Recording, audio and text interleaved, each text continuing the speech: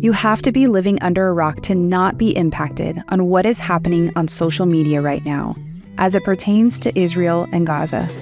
And this is nothing new in history or in their history, yes. And it is also nothing new on what we are exposed to through social media. This episode happened to align with Jenny Hughes, a trauma therapist who specializes in secondary traumatic stress and vicarious trauma for people in the helping professions. And we wanted to do our best to talk about how we can take care of ourselves when tragedy hits. You're listening to the How We Get Thru podcast, a place for you to feel connected through deep and meaningful conversations in the pursuit of collective growth and healing. I'm your host, Jen, a licensed therapist and founder and CEO of the How We Get Thru app. My mission is to bring you affordable and diverse therapy resources to help you get through the hard stuff, all in one place and at your own pace. Welcome to the How We Get Thru community.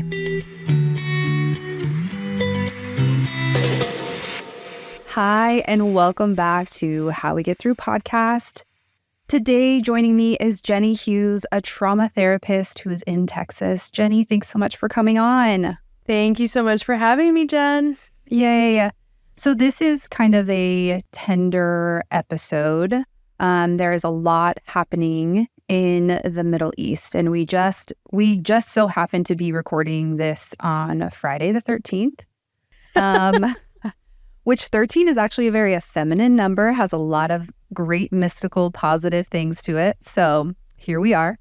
But we really wanted to kind of touch on this idea of social media and how it impacts us, our nervous system, our thoughts, our mental health, and all the things. And so we also like to start off the episode with a mental health myth, and I'm sure there's a ton around this. But Jenny, we would love to know, what is your perspective and what is your mental health myth around this subject?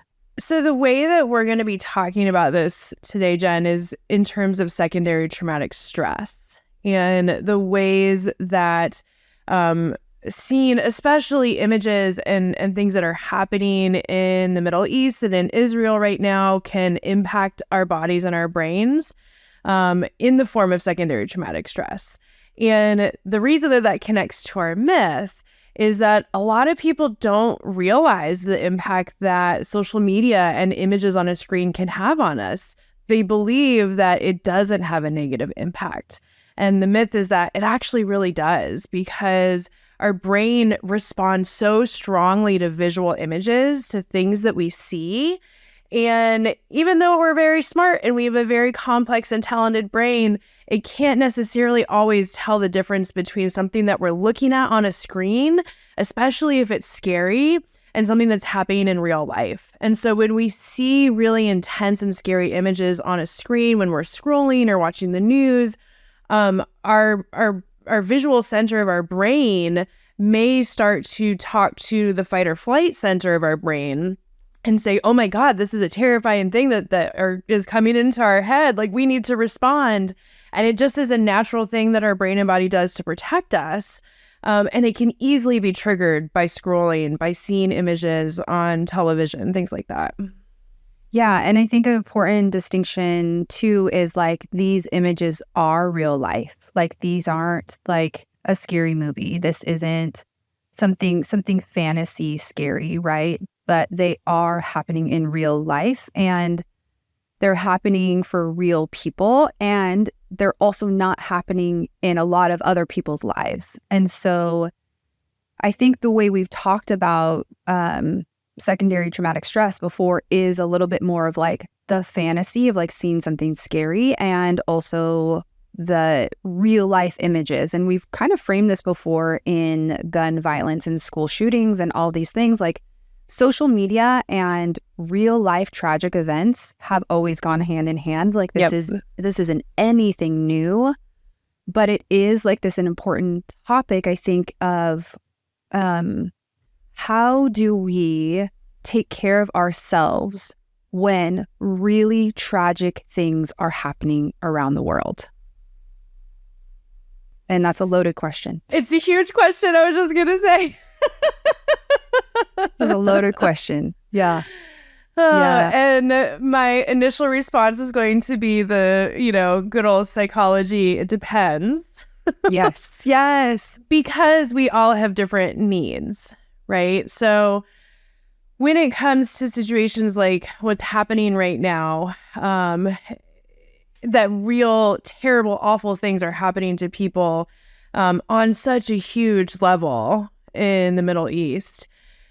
One thing that is really important to keep in mind and that can be helpful for a lot of us is to really be aware of the way that we're using media and social media. So that can be kind of a good rule of thumb anytime, because it can get easy to be sucked down those rabbit holes. But especially when there is really intense ongoing conflict, even thinking back to the beginning of the pandemic, right? When anytime you'd turn on the news, there'd be that sidebar of all the stats of everything. And it immediately turns on our fight or flight. Our sympathetic nervous system turns on, and it can be really hard to turn that off. But if we are able to even just ahead of time set kind of rules for ourselves around when we're going to, get on social media or when we're going to watch the news or listen to it, that can just be a helpful kind of boundary that we create ahead of time so that we don't have to work so hard to get ourselves out of fight or flight when we are exposed to it. Yeah. And I think there's a line of, how do I want to stay informed? Yep. And really define informed. What does that mean for you to be informed? And then where's the awareness of where it starts to slip into flight, fight, or freeze, which might just be a natural progression even when you are informed, right? And so there's nothing wrong with this response. I think the question more is it impacting your life on an unhelpful level? Because it will impact your life. Seeing this stuff will impact your life. It will throw you into anger. It will throw you into grief. It will throw you into helplessness, right? And how are we taking care of ourselves enough? And this is how I view the problem. Excuse me. How do we take care of ourselves enough to regulate and then take the action maybe that we want to take? Yep. And how do we make informed decisions about these things, right? Yes. That's a phrase that I find to be very powerful, and also a really grounded reminder of how do I make an informed decision? How do I take the information that I have available to me to make a decision about my actions, about the kinds of things that I'm choosing to do? Because I agree with you. I think that we need to make decisions like this about our ability to be aware of things that are going on in the world, but also to then have a structure to give us just some guidance as to how we're going to navigate it and how we're going to allow it to be a part of our life. Yeah. I was just thinking about, this might be totally off topic, but maybe not.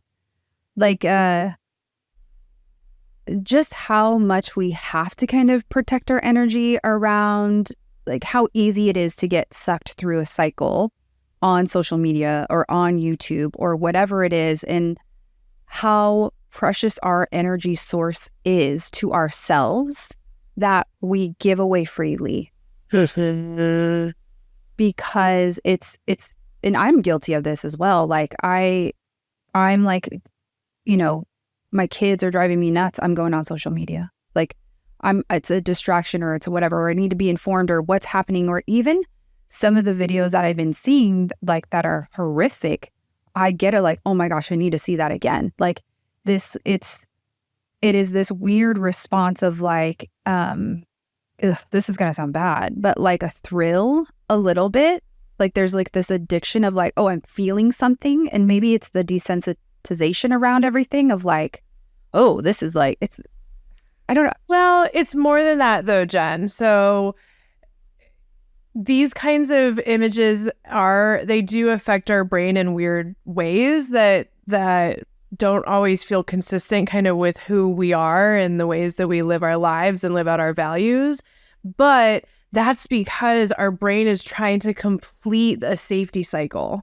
So you are watching that video over and over again because your brain is trying to figure out if you are safe right now or not. And being able to hit the play button is a part of saying, I am kind of in control of this. Like, it's not happening to me in this moment, even though I'm watching this over and over again. And so just like you said earlier, like, these are all natural things that our brain does to protect us. We have an incredible security system, alarm system in our brain. And sometimes it's like it's on just like a tripwire and can just like get tripped anytime, right?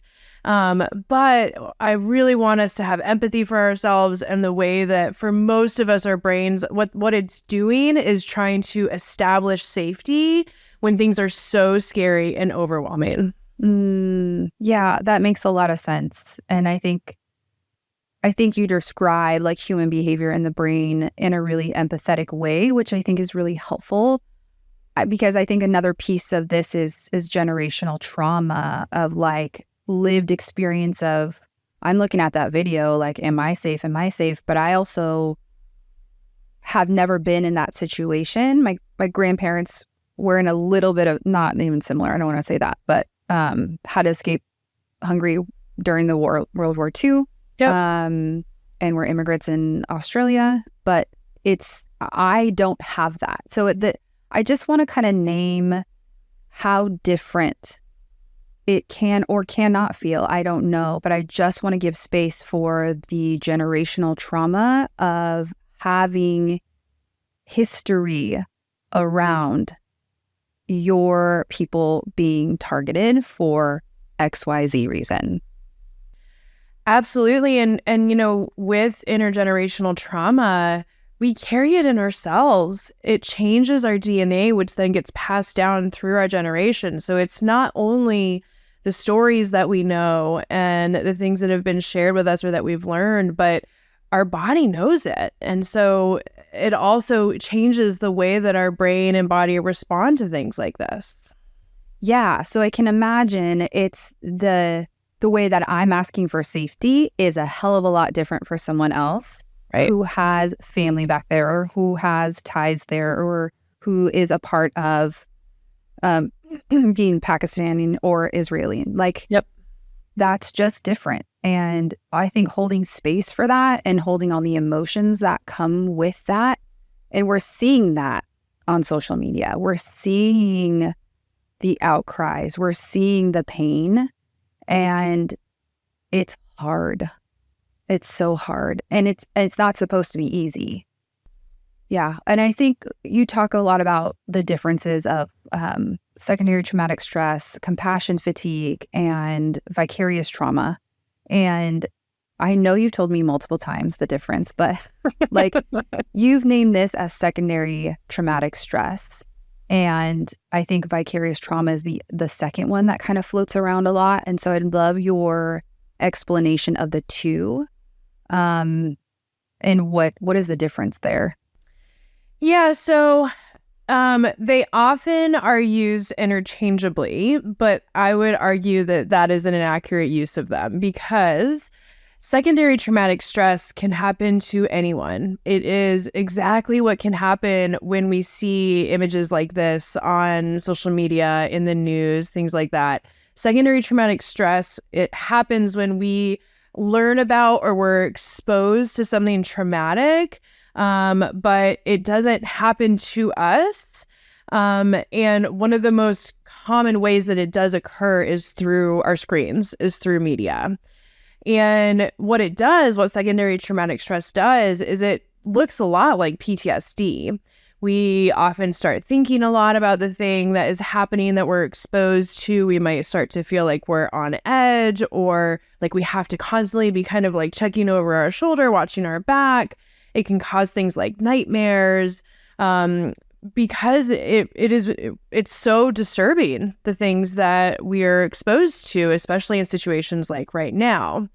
The reason that it doesn't count as PTSD, as post-traumatic stress disorder, is simply a stupid rule written by people who decided what determines PTSD. And when you're diagnosing PTSD, technically you have to experience an event where you feel like your life is threatened, where you feel terror, like where you feel your own terror and horror and like all this stuff. So that's the only reason why being exposed to horrific images like this in media wouldn't technically count as PTSD. Secondary traumatic stress can have almost, if not the exact same symptoms. Wow. Okay? And that can happen to anyone. Mm-hmm.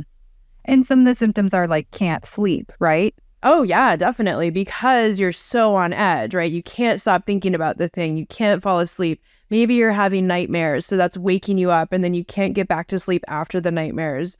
During the day, you're just constantly on edge, so tense, right? You're worried about your safety, your loved one's safety, especially in situations that like right now. So all of these real life things are going on.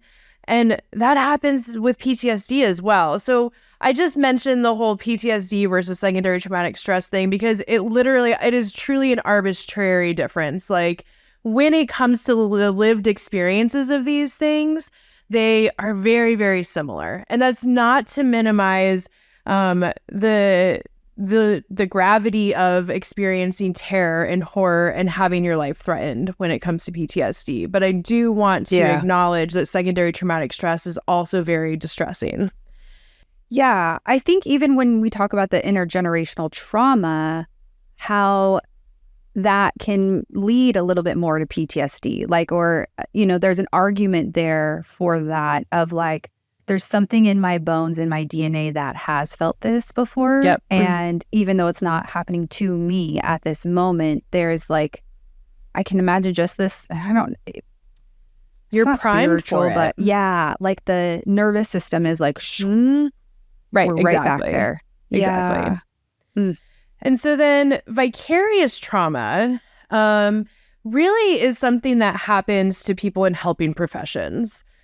So therapists, doctors, anyone, I mean, even like lawyers, anyone who is in a role to help. The press? Mm-hmm, yep, the press. Actually, I had a journalist contact me a few years ago to ask me about how true crime writers experience vicarious trauma. I just got full body chills. Yes. Yes. Oh my gosh. And what it is vicarious trauma is where you're in this like helping profession, or like when it comes to the press or like true crime writers, you're like steeped in stress and trauma that has happened to someone else, and you're learning about it, or you're helping the person with it, and you're soaking it up like a sponge. Okay. And so as like for me as a trauma therapist, I am sitting with people every day as we're doing trauma work and we're working through these trauma memories. And so, yes, that's turning on the visual parts of my brain and the cognitive parts that are connecting with it. But it's different from secondary traumatic stress because I'm a helper. I'm trained to do this. That does not mean that I'm immune to the effects, though. And I'm going to be soaking up that stress and trauma. And so I need to be able to know how to wring out that sponge, which is a huge part of the work that I do. But that, and certainly if helpers and healers don't take care of vicarious trauma, it can lead to secondary traumatic stress as a result of their job. But that's sort of a different trajectory than what we're talking about here in terms of being exposed to images of war and things like that, which can also lead to secondary traumatic stress for people. Yeah. Do you think there's like a factor of empathy for some people that also contributes to secondary traumatic stress? Like if they have a higher empathy or can like visualize being there or empathize with that, like you probably, I might be speaking for myself, but I do feel sensitive to those things. And I'm like, oh my, like I am right there.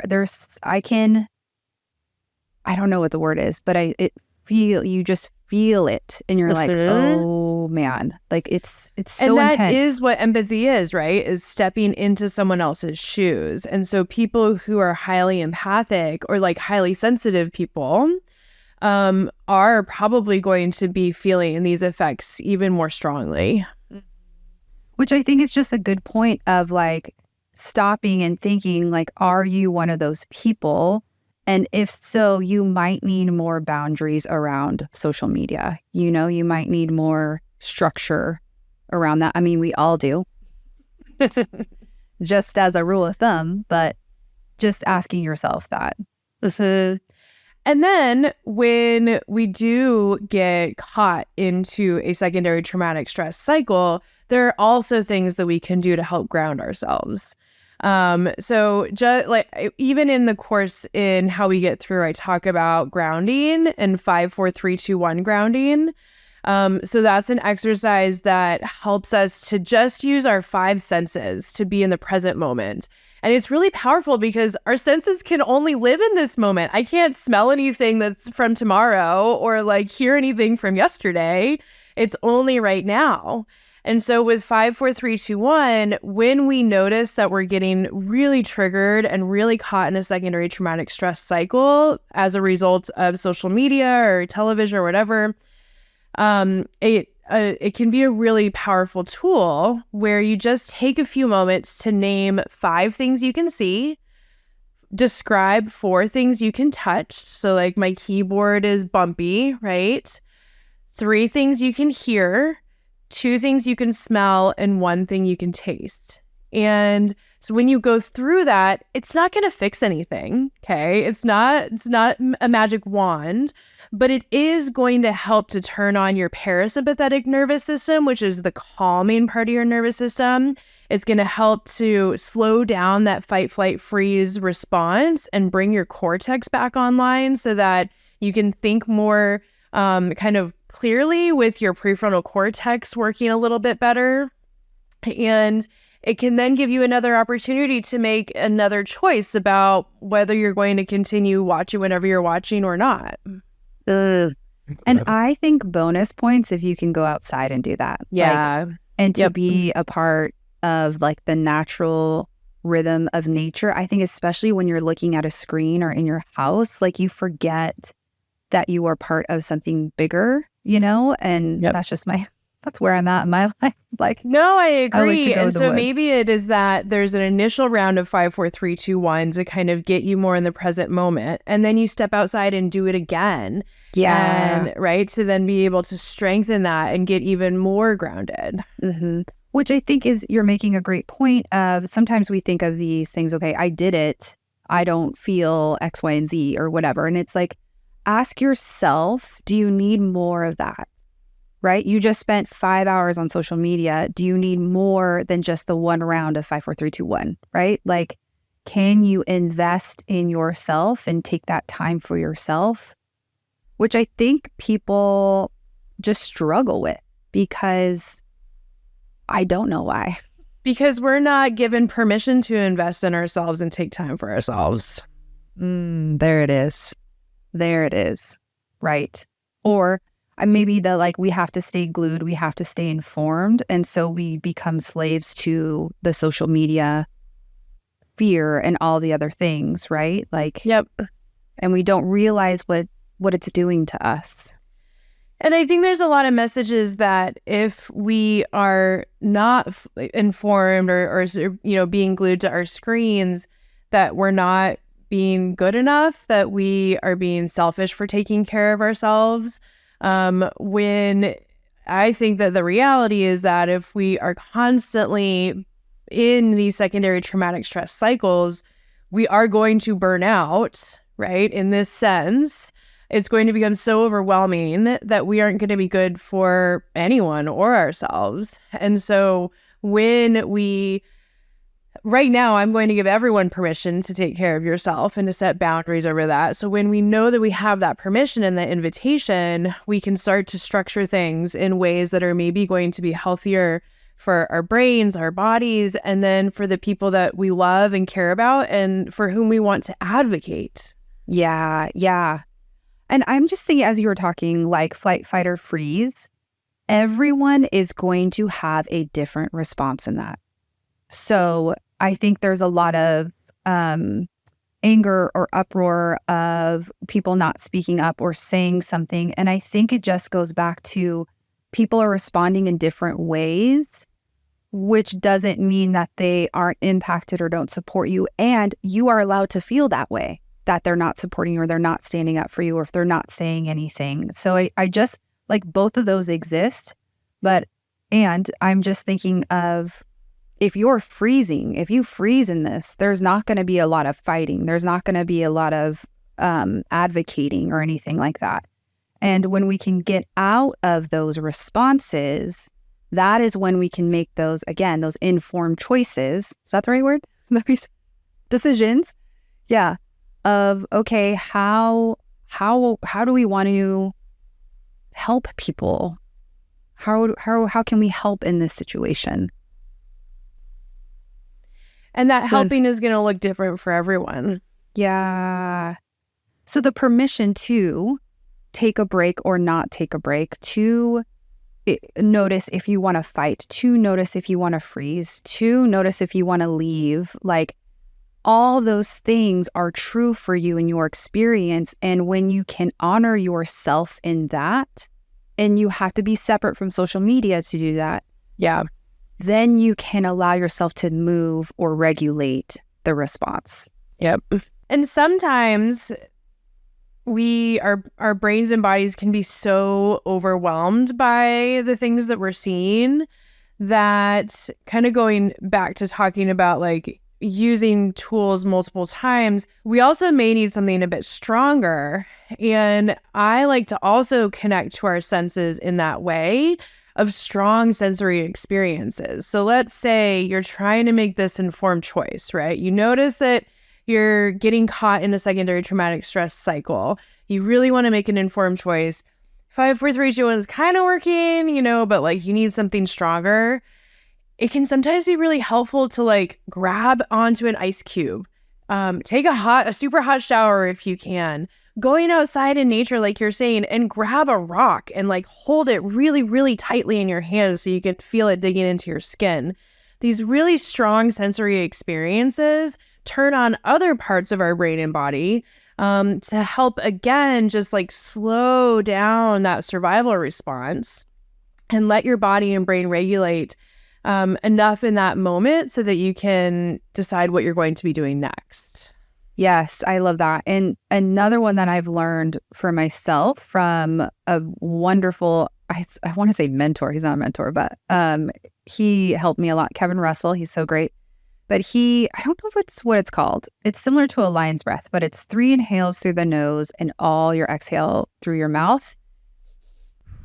Yeah. And you do that for a minute. And that he describes it as the break the glass thing. Like there is nothing I can do here. And it does kind of like get you almost feel like you're going to pass out. And then you don't. And you're kind of just, you feel this calmness in your body. Yeah. And so it is this like, all these tools are literally available everywhere. We just don't think to search for them, right? And we've listed 3 here. You can go on YouTube, be like, regulation tools or whatever, and someone can guide you through it. But I think the like message is, please go do that today. Please do one of these things. Please, like, even turn off this freaking podcast and go out in nature and do 5, 4, 3, 2, 1 multiple times. Like, give yourself permission to take care of yourself in order to see the change that you want to see in the world. That's my TED Talk. I believe it though. My experience of being a therapist is like, if I don't take care of myself, I can't take care of other people. Yep. I can't go fight. I can't go do these things. I can't. And so I think that just rings so true is like I don't know. I just want so much peace and love in the world. But we just have to take care of ourselves. And it can be helpful also to set yourself up for success with these skills so that they're easy to access. Because when our brain is in that mode, it's hard to pull on skills. It's hard to remember like, oh, what were they talking about on that podcast? And so, and that's just because your cortex is not online. It's not working very well. one thing that I have a lot of my clients do is either find a pretty graphic of 5, 4, 3, 2, 1, or like make one if they love Canva, and make it the lock screen on their phone.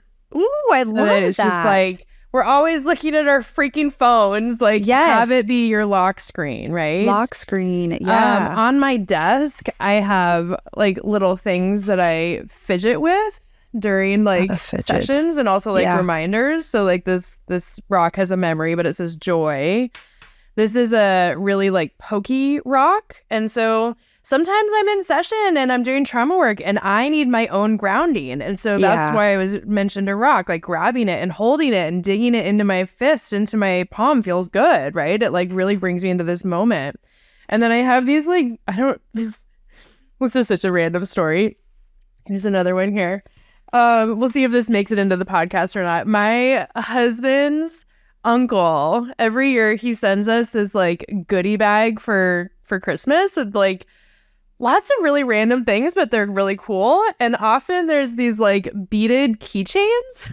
Oh, yes. So this, I don't know if this is supposed to be a shrimp or what, but we decided it's a crawfish because we are in the South. Yeah. And then here's a fish. Anyway, they're just like little things that I fidget with, and they help me to stay grounded. But they are right here in my environment, so I can see them. I know that they're there. They're easy to access. So we want to set ourselves up for success when it comes to these skills as well, because we really can't expect our brain to be able to pull for that when we are going into survival mode. Another thing is, kind of like you were saying before, Jen, is practicing these things. Go out and just do 5, 4, 3, 2, 1 all the time. Yes. Yeah. Do it often. When you're not dysregulated. Like, that's like, how do you, this isn't something else to do, but I would argue this is the art of self-care. How can you integrate regulation for your body on a daily basis so you can recognize or be able to regulate quicker when you're doom scrolling on social media, or when shit is going down, you're like, oh my gosh, right? And so there is that awareness piece, and I love the empathy that you also are giving of like, it is hard to just jump to those things when your brain is in flight, fight, or freeze. And so all of these things are true. And I think the invitation is, how can you start to daily take care of your nervous system by these small things and let it be yours? Like, let it, like, bring your kids into it, Like, I taught my kids this one thing, and she's like, my daughter's like, hey, can we do that thing? And I'm like, yeah, girl, let's do that thing, when we're not dysregulated. Like, right. So I think that is like almost another myth, is like, I only have to do these things when I'm dysregulated. And I would argue the opposite. That they are so nourishing and so healing when we are not dysregulated. Yeah. And it builds up. It's almost like building up your immunity through practicing these skills when you are not dysregulated. You got to practice and you got to strengthen that muscle memory. And so it's ready when you need it. Yeah. And I was just thinking, when you were talking about the screenshot for the 5, 4, 3, 2, 1, would it be okay if my team made a couple wallpapers for that? And when we release this episode, we can have that? Yeah, that would be amazing. Yeah. Okay, great. And then, because I think both Jenny and I just want you to take care of yourself. Like, and we want to make it as easy as possible and as just available as possible, And so, yeah, I think that would be a fun idea. Yeah, I love that. Yay. Okay, so we have a couple of tools. We have awareness that nobody's okay right now, I would say. So, like, nobody's okay or haven't been okay. Yeah. I think there's different waves from the pandemic. I think everyone's like, have really radically changed or are maybe still stuck in some things. And so I think maybe the question is, where are you in flight, fight, or freeze? And maybe can you give some examples of each, of like, what are some symptoms if you're in each of those? Mm-hmm. So you were talking about anger earlier. And well, so when we think about fight, flight, freeze, and then there's also fawn, which is we can talk about that as well. And tend and befriend is fawn or different? Say that again. Tend and befriend? Yeah, that's the same thing as fawn. fawning. Okay. Yeah. And so fight, flight, freeze, fawn, they actually kind of go in order of how overwhelmed your brain and your nervous system are by the threat. So we fight first when our brain is like, okay, we might have a chance here, and so anger is very often a fight response out of survival. It is not someone being mean necessarily. It is they're feeling threatened, and that's the first level of of the survival response is anger. Flight is when we run away because we're like, oh shit, I can't fight that bear. Like I need to try and get out of here. Yeah. But that flight, that fleeing looks like a lot of things in our daily lives. So it can be isolating, withdrawing from people, shutting down. Diving into social media can actually be a way that we kind of go into that flight mode because we're just trying to disconnect and avoid. That's what flight is. It's avoidance. You're describing my parenting. I get angry and then I go to social media. Yeah. Oh yeah. Last night I was just like so tired from my day of work and then parenting and then you have a fresh baby. Okay. So and I tried to watch something on Netflix and it wasn't working, and I just gave up and I went into social media because I didn't have the resources in that moment to do the things that you and I are talking about. Yeah. And I want everyone to know that because it's totally normal. We are not perfect. No one is perfect. And we all have these moments. So that is not the message that we're trying to share here. Totally. Yeah. Ugh. So fight, flight, freeze, that is when we get small. We try and hide because we cannot escape. So if you think about this in a very primal sense, there's a bear, right?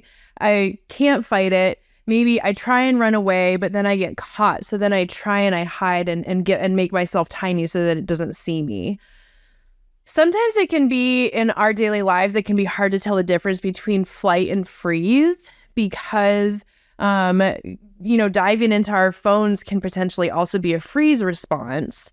But a lot of times with freeze, we can also disconnect and dissociate. And so when it's a really, really strong freeze response, we can actually go into this dissociative state where we really may not be connected with our body and we can actually lose sense of time. So that's a very, very strong freeze response, but it is something that can happen. Yeah. And then fawning is when it's like people pleasing. It's always saying yes to things because the goal is to avoid further pain, further abuse, further conflict. And so our brain will start going into this yes mode because it thinks that it's going to keep us safe because none of the other things worked. Fighting, fleeing, freezing did not work. So we're just going to try and appease whatever the threat is and keep it happy by saying yes.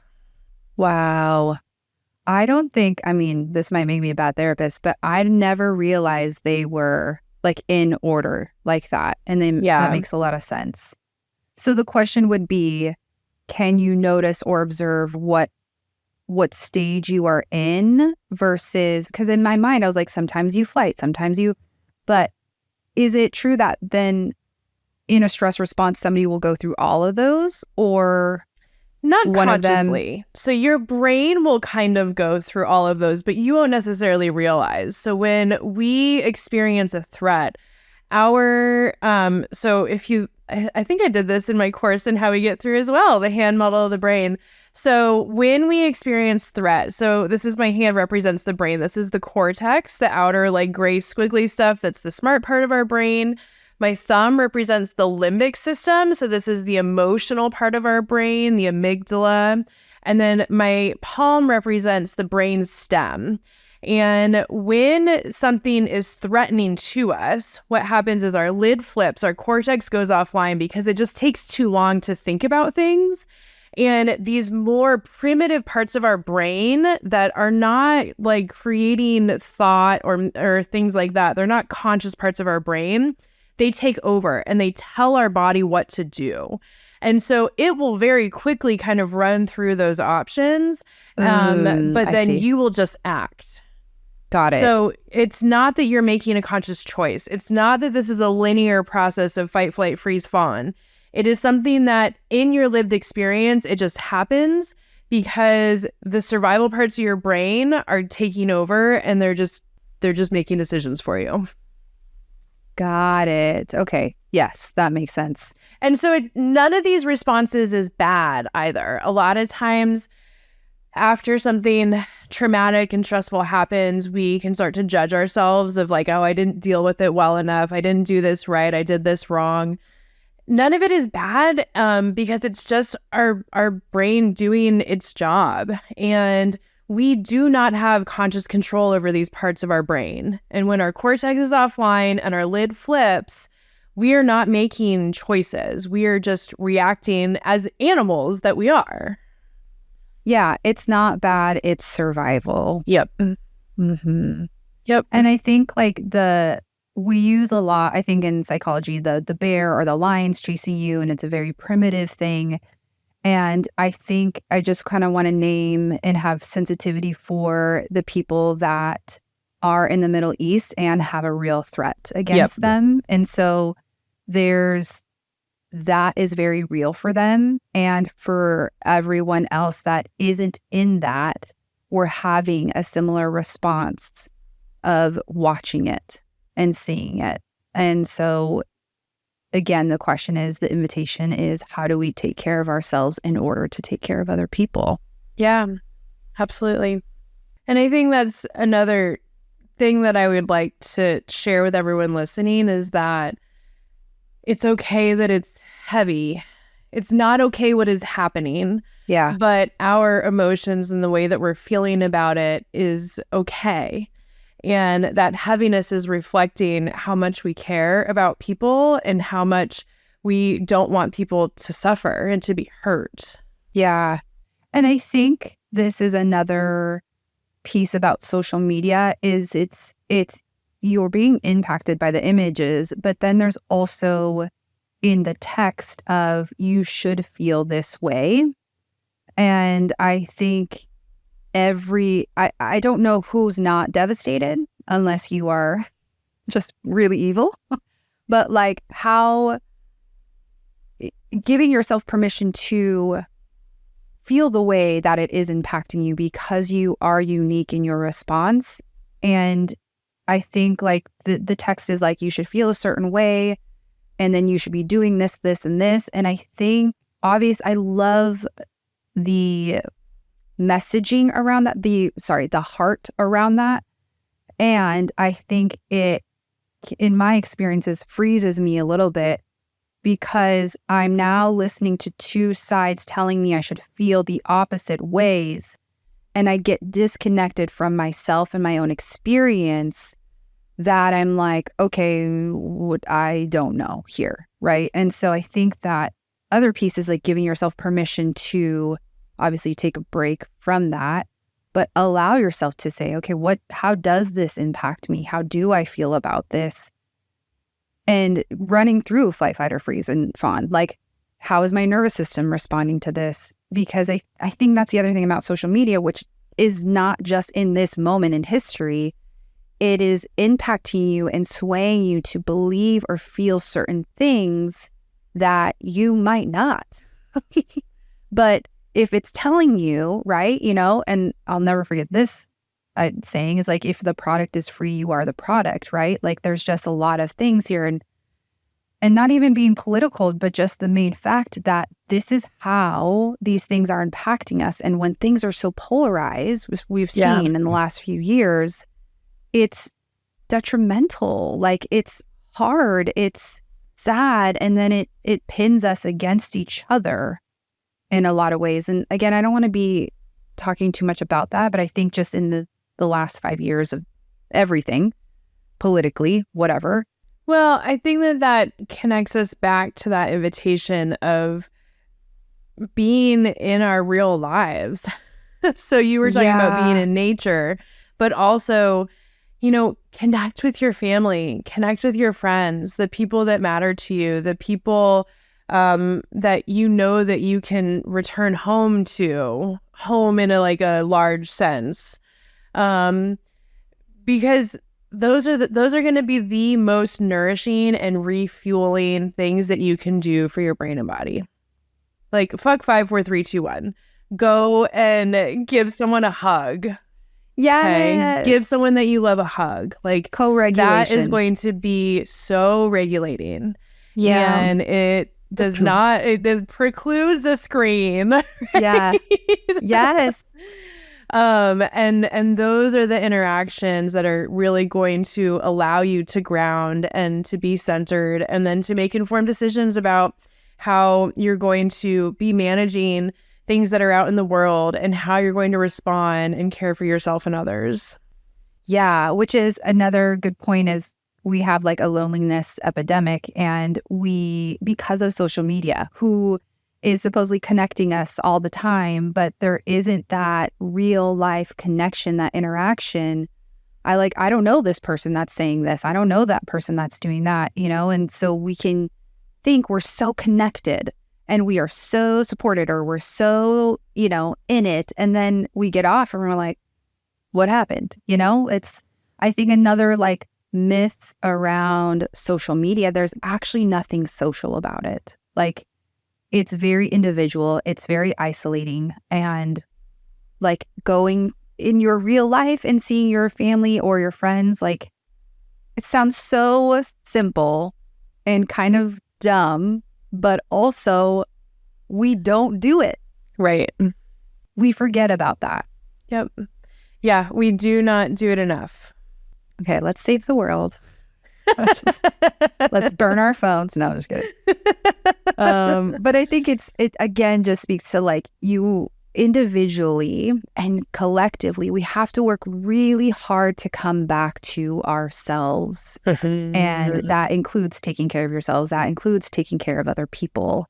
And it's, again, almost feels primitive. Like we forgot how to do that. Right.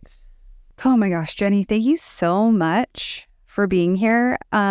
Is there any other things that you wanted to touch on as far as social media? I just didn't want to. No, Awesome. I think we hit it all. It's got it all. Yeah. So we are, as we said, we're recording this on Friday. This will be live next Tuesday if you're listening to it now. And we just felt the need to kind of provide some space for this invitation to take care of yourself. So we appreciate you guys being here. Jenny, can you tell us a little bit about you or where people can find you? Give us all the deets. Yeah, the best place to learn more about the way that I talk about secondary traumatic stress, vicarious trauma, compassion fatigue is on my website, braveproviders.com. And we will link in the show notes to a blog article that I wrote that really like outlines the differences between these experiences. And it actually reiterates a lot of the different skills that we talked about today too. Which I think it's so helpful to have the visual and something you can come back to, because I'm like a visual learner. And so it's good to hear it, but to see it, I think is really important. So thank you for that. Thank you so much for having me. Yes, so great to have you. And thank you guys for listening. We really appreciate you, and we hope we've given you something to hold on to, and again, an invitation to take care of yourself so we can take care of each other. Thanks, guys. Thanks for tuning in. We hope we reminded you of the invitation to take care of yourself so we can all take care of each other. As promised, we have a free grounding download for you, the 54321 wallpapers, which are linked in the show notes and over on our Instagram. We hope to continue to give you free and paid resources to support your healing journey. Thank you for your open heart, mind, and soul, and we'll see you next time.